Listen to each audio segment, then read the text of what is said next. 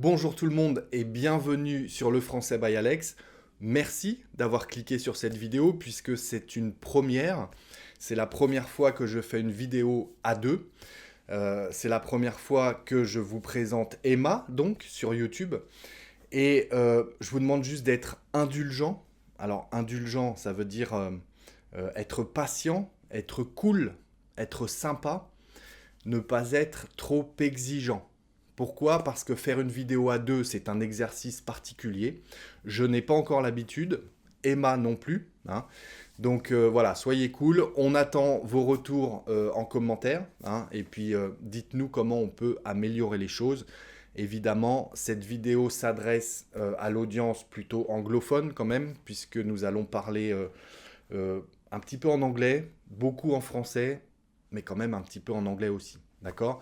Donc c'est pour comparer les deux langues et surtout aborder le sujet des nuances entre l'anglais et le français. Ok? Je compte sur vous. Merci encore de votre patience, de votre indulgence et bon visionnage.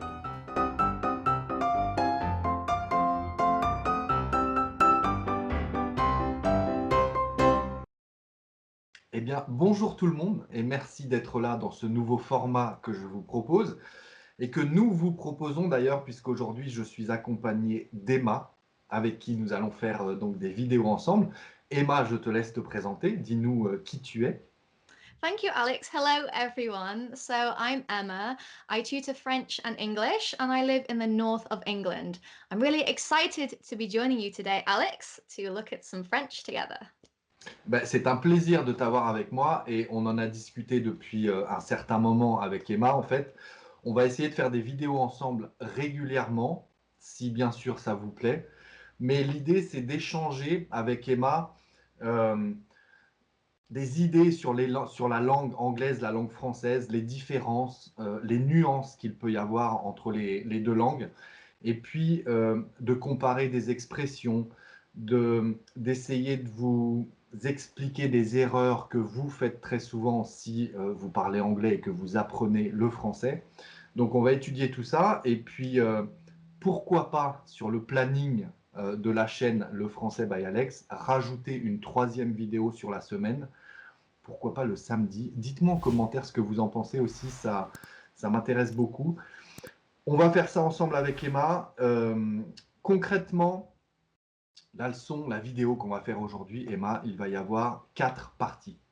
Quatre parties. La première va concerner des erreurs que les étudiants d'Emma font très souvent, parce que Emma donne des cours chaque semaine, évidemment, et ses étudiants font des erreurs. Elle prend ces erreurs, elle les note et on en discute ensemble pour les rajouter sur nos vidéos. C'est comme ça qu'on fonctionne.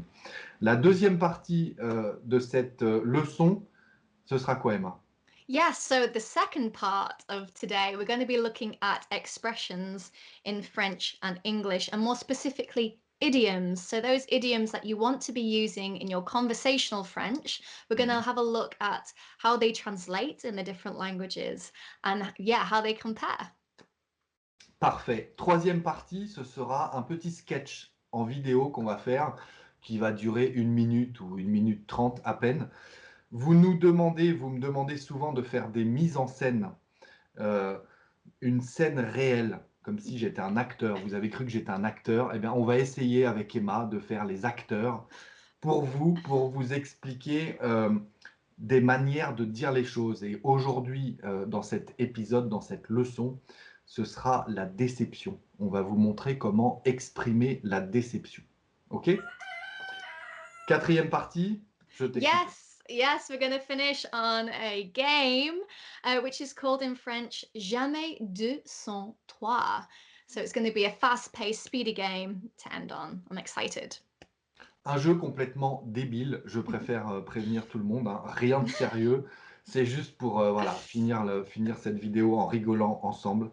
Donc un petit jeu ensemble, le jamais 2 sans 3. Donc première partie, les amis, les erreurs que Emma a rencontrées cette semaine avec ses étudiants pendant les cours qu'elle donnait cette semaine. On va en voir 3 aujourd'hui, des erreurs. Emma, présente-nous la première. Quelle est l'erreur qu'un de tes étudiants a faite cette semaine? Thank you, Alex. So today, one of my students and I were looking at the calendar in French, and we were looking at how we spell the days of the week and the months of the year. Now, this mistake concerns the first letter of these words. So in English, we capitalize these letters, such as Monday, Tuesday, April, May. But what do we do in French, Alex? Donc vous mettez une majuscule au nom de jour et de mois, et ça, on ne le fait pas en français. Donc c'est important de bien connaître la différence. Pas de majuscule dans une phrase au nom de jour, au nom de mois et au nom de saison. Alors, sauf évidemment si votre phrase commence par un nom de jour, par un nom de mois ou par un nom de saison. Un exemple, lundi, il faisait froid, j'ai mis mon manteau. Bon, lundi, c'est en début de phrase, donc on mettra évidemment une majuscule à lundi. Mais dans une phrase, au milieu d'une phrase, on ne met jamais de majuscule en français au nom de jour, au nom de mois et au nom de saison. Chose qui n'est pas le cas en anglais puisqu'on met une majuscule au nom de jour et au nom de mois. Mais il y a une petite exception et je crois que c'est la même en anglais, c'est ça? Oui, yes, Alex. La même exception en anglais et en français, c'est-à-dire dans la mode, en fait. J'ai appris ça honnêtement il n'y a pas très longtemps. Dans la mode, quand on parle d'une collection de vêtements printemps-été, même si c'est au milieu d'une phrase, on mettra une majuscule à printemps et une majuscule à été. Voilà. Même chose évidemment pour automne et hiver, on mettra une majuscule à automne, on mettra une majuscule à hiver. C'est la seule exception en français, donc, et en anglais, hein, Yes, and et in en anglais English. aussi. Quand on parle de la mode, voilà, on mettra une majuscule au nom de saison. Mais sinon, nuance importante à retenir à l'écrit en français, pas de majuscule au nom de jour et au nom de mois et au nom de saison, alors qu'en anglais, vous mettez donc une majuscule au nom de jour et au nom de mois. OK? Donc, première erreur importante à retenir. Merci Emma, excellent exemple. On va passer à la deuxième erreur. Deuxième erreur, Emma, que tu as rencontrée cette semaine avec tes étudiants. Nous t'écoutons. Thank you, Alex. Yes, so our second error. A student and I were discussing when they would like their next lesson, and upon deciding on a day, they asked me, Ça fonctionne pour toi? Now, what they were meaning to say is, Does this work for you? But we don't say that in French, do we, Alex? Non, la traduction ne sera pas mot à mot, même si on comprend ce que ça veut dire. Donc, si quelqu'un me dit ça fonctionne pour toi, oui, ok, je vois ce qu'il veut dire, mais c'est pas français, c'est pas correct en fait. Le sens est bon, mais on n'utilise pas cette expression-là. On dira plutôt c'est bon pour toi? Ça, c'est une expression courante qu'on utilisera pour tout et pour rien tous les jours. C'est bon pour toi? On peut dire aussi marcher. Alors, marcher dans le sens fonctionner. Sauf qu'on n'utilise pas fonctionner, on utilise marcher. Ça marche pour toi, on peut dire? Bof, bof. Mais plus souvent, ça marche, tout court. Ça marche? On se voit mardi. Ça marche? So, can we say ça marche avec toi, Alex? Non, c'est pas vraiment correct de dire ça marche avec toi. On peut éventuellement dire ça marche pour toi? C'est correct. Mais d'une manière plus courante, on dira simplement en français de tous les jours, ça marche? Point d'interrogation. On se voit mardi. Ça marche? Voilà. Petite parenthèse, on va faire un sketch tous les deux ensemble en vidéo tout à l'heure. Ça marche, vous allez l'entendre les amis dans le sketch, donc rappelez-vous de cet exemple. Ça marche, c'est un très bon exemple d'expression pour confirmer quelque chose avec quelqu'un. Ça marche? Point d'interrogation. Ça veut dire Does it work for you? Voilà, c'est la parfaite traduction à cette expression. Troisième erreur, Emma, que tu as rencontrée cette semaine, la troisième et la dernière, nous t'écoutons. So, yes, our third error for today comes from a student when we were talking about their homework. So, my student found one of the questions particularly difficult, and they said the expression in French, J'ai pensé dur. What they were meaning to say was, I thought hard, but we don't actually say that in French, do we? Non, on ne le traduira pas comme ça. Penser dur, On comprend. Si quelqu'un me dit ça, je comprends ce que ça veut dire. Mais en fait, en français, il y a un verbe exprès pour ça, c'est le verbe réfléchir. Je dois y réfléchir. Avant de prendre cette décision, je veux y réfléchir. Voilà, c'est le verbe réfléchir que vous n'avez pas en anglais, il me semble. Donc en effet, on dira to think hard en anglais, mais on le traduira par réfléchir en français. And what about the expression penser fort? Alors, penser fort, on peut penser fort à quelqu'un, par exemple. Je pense fort à lui, c'est par exemple un ami qui a des problèmes, etc. Donc, ça vous tracasse, comme on dit, c'est dans votre tête très souvent, mais pas dans le sens réfléchir. Réfléchir, c'est vraiment, non, je veux prendre le temps de réfléchir avant de prendre cette décision. Mais on ne dit pas je veux penser fort avant de prendre cette décision, ça ne veut rien dire en français, donc ça n'ira pas. On peut dire aussi, par exemple, j'ai beaucoup réfléchi. Le fait de euh, bien réfléchir, on peut dire aussi beaucoup réfléchir. J'ai beaucoup réfléchi à cette question et j'ai décidé de... Voilà. Donc on peut dire bien réfléchir, ça veut dire assez longtemps. On peut dire beaucoup réfléchir, ça veut dire réfléchir très longtemps. Et voilà, c'est les deux petites nuances qu'on peut rajouter. Réfléchir, bien réfléchir, beaucoup réfléchir. J'ai beaucoup réfléchi et j'ai décidé de partir. Voilà, on peut dire ça comme ça en français. Okay, so now we're going to take a bit of time and look at idioms and expressions, both in English and in French. So, with my students, I'm always encouraging them to look into certain expressions and idioms in French to Mhm. include in their conversational French. They're really, really important. So, we're going to have a look and compare some expressions for you today and look at the differences between how we say an idiom in English and how you say it in French. And you'll notice there are some distinct differences between the two. Yes, please. Okay, so let's do our first expression. Mhm. I'll start us off with the English expression Okay. to not be out of the woods yet. So in English, this expression basically means that you're progressing to safety, for example, but there may still be dangers lurking along the way. So it's a very figurative expression, and you can imagine a group of travelers in a wood and they found their path home. But there may be a wolf or two hidden along the way, so we mustn't be complacent. There is still work yet to be done. What's this expression in French, Alex? Alors, c'est trop intéressant parce que le sens en français est exactement le même, mais c'est vraiment, moi, ça me fascine de comparer les origines des deux expressions. En français, on dira on n'est pas sorti de l'auberge. Alors, j'ai fait pas mal de leçons là-dessus. On mange le E de. On n'est pas sorti de l'auberge. De l'auberge. On n'est pas sorti de l'auberge. Alors, l'origine, il me semble que j'avais vu ça passer quelque part sur Internet, ça remonte à des... Comme si on prenait un énorme repas qui était loin d'être terminé, hein. On imagine une auberge. euh, Quand on pense auberge en français, on pense souvent des grandes tables en bois avec des grandes tablées. Quand on dit une grande tablée, c'est un énorme repas avec plein de plats différents, etc. Et quand on disait, il me semble, est-ce que c'est au Moyen Âge ou autre, à confirmer, je ne suis pas historien. S'il y en a parmi vous qui connaissent la réponse, faites-vous plaisir en commentaire d'ailleurs. Mais on n'est pas sorti de l'auberge, ça veut dire, oh là là, on est loin d'avoir fini le repas.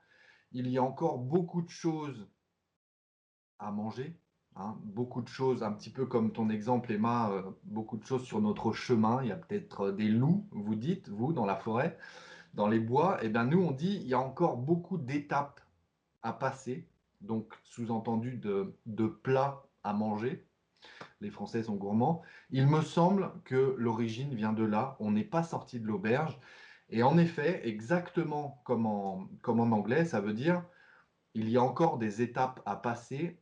On est loin d'être débarrassé de ce qui se passe. On est loin d'être libéré de tout ça.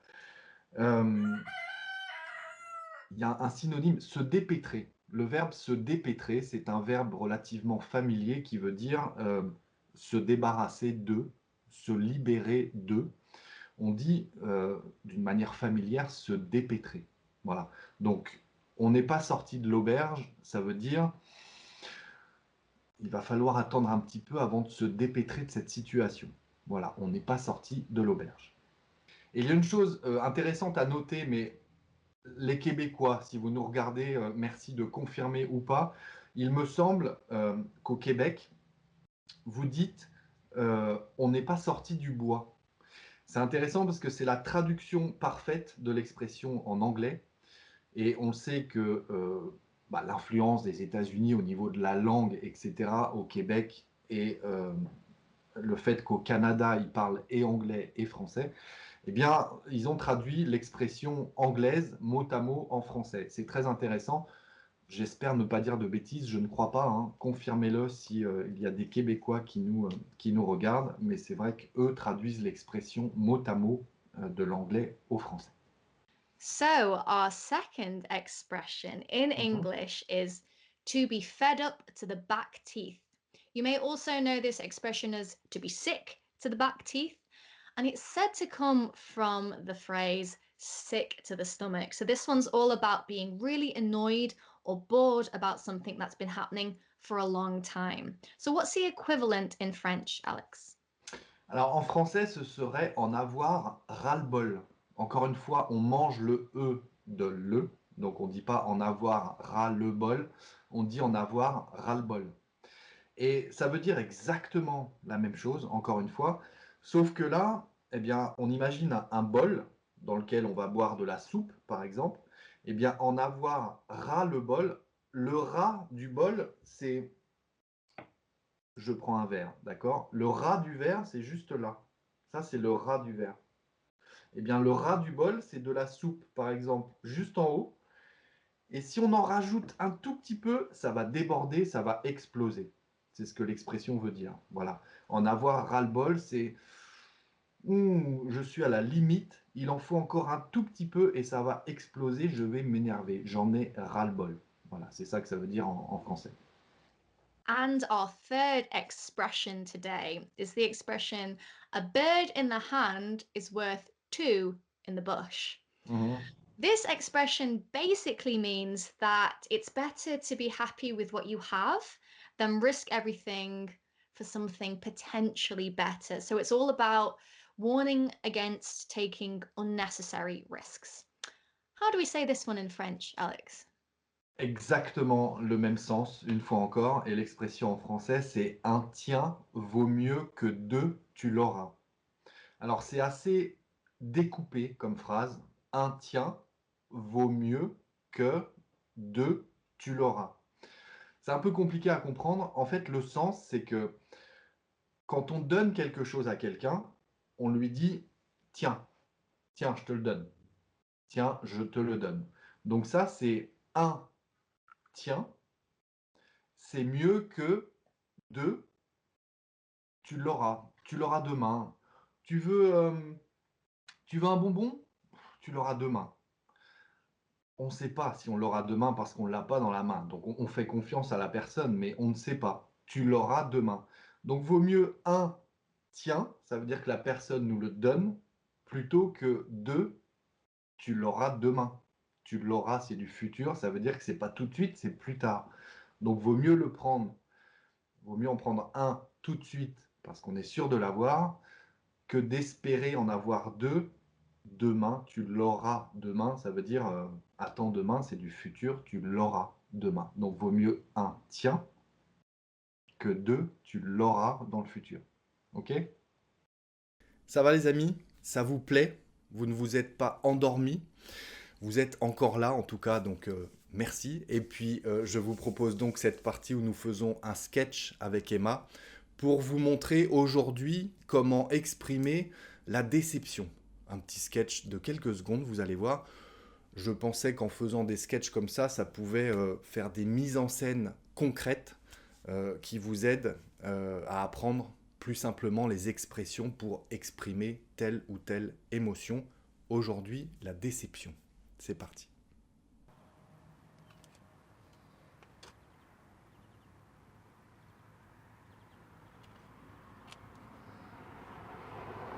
Tiens, comment tu vas? Salut Emma, comment tu vas? Bien, merci. Je viens de finir un cours. Ah cool, bah je tombe au bon moment alors. Ça te dit d'aller boire un verre ou pas? Ah, Alex, ça va être juste. J'ai un autre cours dans 30 minutes. Oh non, je suis deg. Je suis dégoûté. Bon bah tant pis hein. Mais demain midi, si tu veux, c'est bon pour toi demain midi? Ouais, on fait comme ça. Je te rappelle demain midi. Dac? Allez, ça marche. À demain. Bisous. Allez, ça marche. Bon après-midi, bisous, ciao.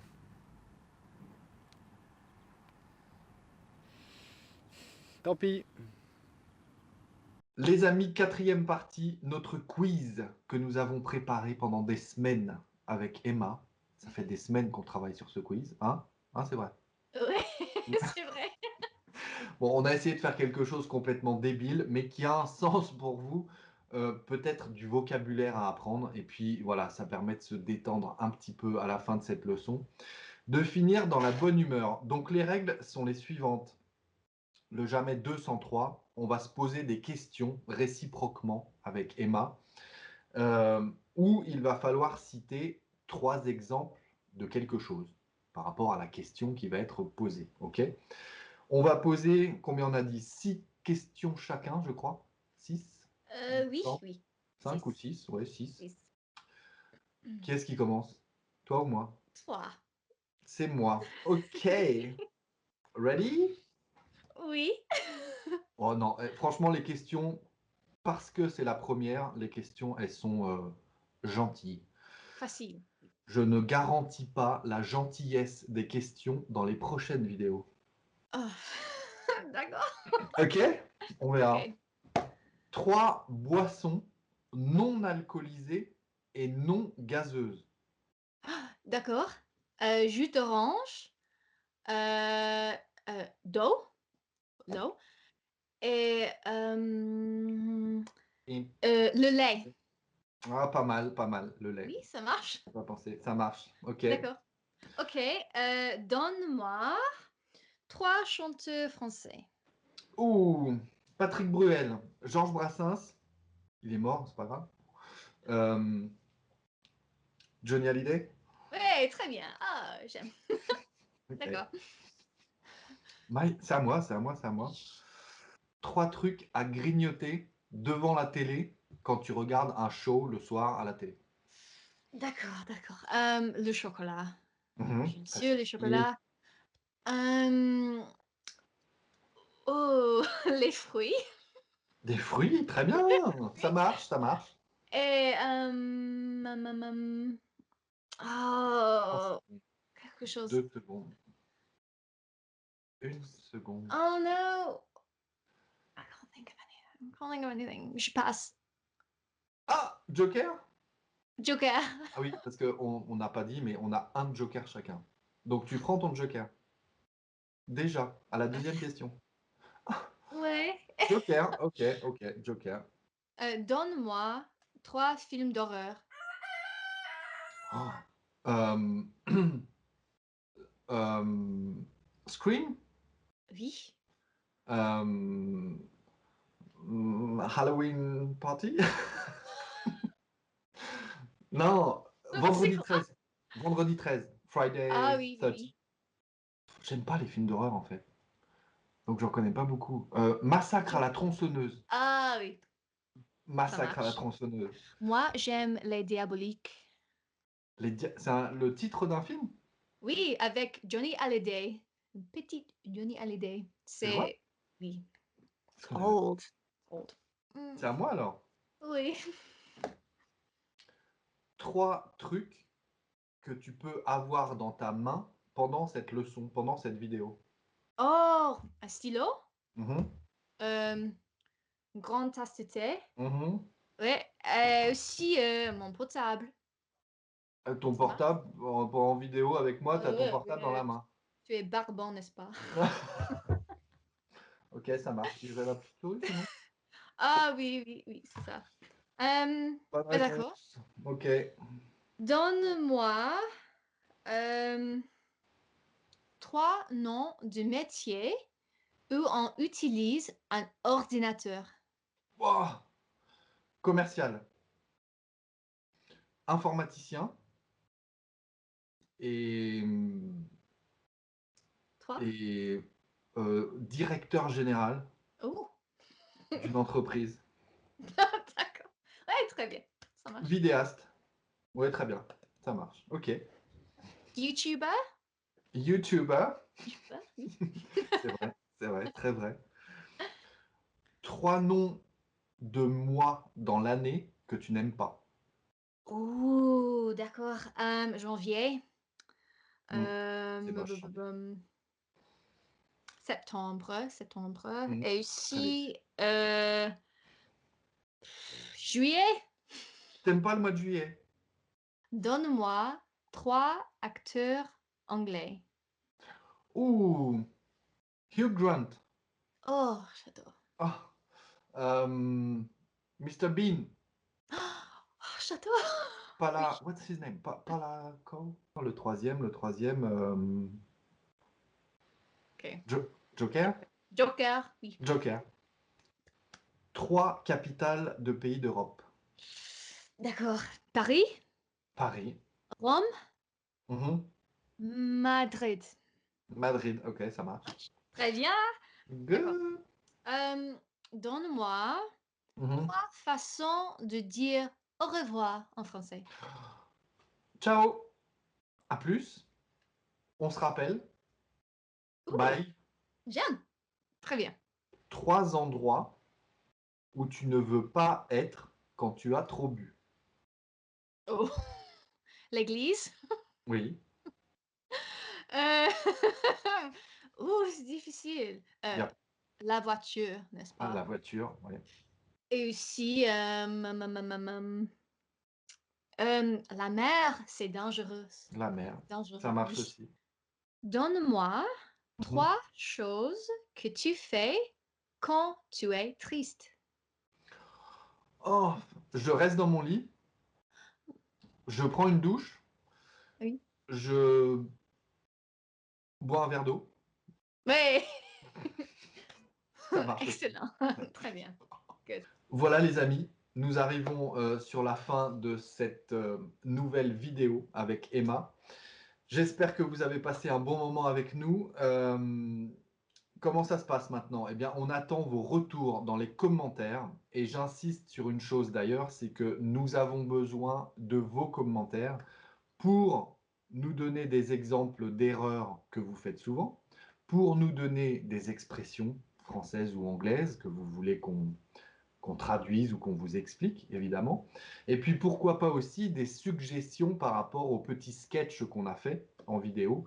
Aujourd'hui, on a abordé la déception.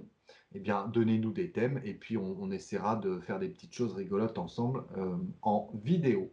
J'en profite pour vous dire que dans la description de cette vidéo, vous trouverez la version écrite de notre sketch qu'on a fait ensemble, la petite vidéo qu'on a tournée sur nos téléphones chacun. J'ai écrit le dialogue dans la description de la vidéo, donc vous pouvez aller voir. Et puis, en ce qui te concerne, Emma, si quelqu'un veut te contacter pour un cours ou une leçon de français, une leçon d'anglais, qu'est-ce qu'il doit faire? Où est-ce qu'on te trouve? Well, Alex, you can find me on my Instagram. The link should be down below. Mhm. I post daily videos, all to do with French language, expressions, those sorts of things. And if you're interested in some French lessons or English lessons, you can get in touch with me via my Instagram.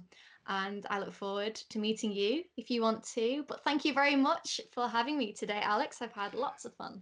Ben, merci beaucoup à toi, merci de ton temps, hein. On a passé beaucoup de temps ensemble pour faire cette vidéo. Les amis, dites-nous si vous avez aimé cette vidéo. Pensez à mettre un petit pouce et puis des commentaires. Et dites-nous si vous voulez qu'on continue avec Emma de faire des vidéos comme ça. Est-ce que c'est intéressant pour vous ou est-ce que c'est nul, mais nul de chez nul? Dites-nous, on attend vos commentaires. Emma, je te souhaite une bonne semaine Merci. Et toi? et on se dit à très vite. À très Oui, bientôt. oui, oui, oui. Au Ciao, revoir. ciao les amis et à bientôt Emma. Salut. Au revoir.